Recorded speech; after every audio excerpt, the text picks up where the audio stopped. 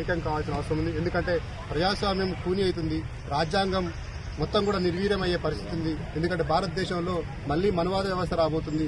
సరైన సందర్భంలో స్పందించకపోతే జరగాల్సిన నష్టం మనకు వచ్చే భావి తరాలకు నష్టం జరుగుతుంది. కాబట్టి మనందరం కూడా సంఘటితం కావాలని ఈ సందర్భంగా కోరుకుంటున్నాను.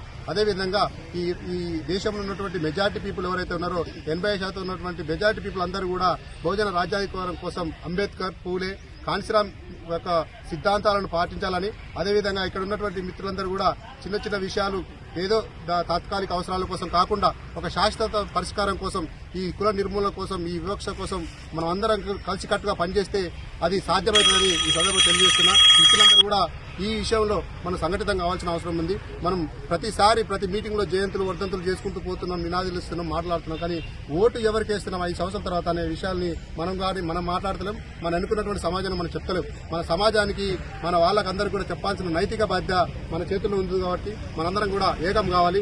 ఏకమై ఇక్కడ ఉన్నటువంటి మనవాద వ్యవస్థను కుక్కడవెళ్లతో పీకేసి మన యొక్క సమాజ స్థాపన కోసం కృషి చేసినటువంటి మహాత్మా జ్యోతిబా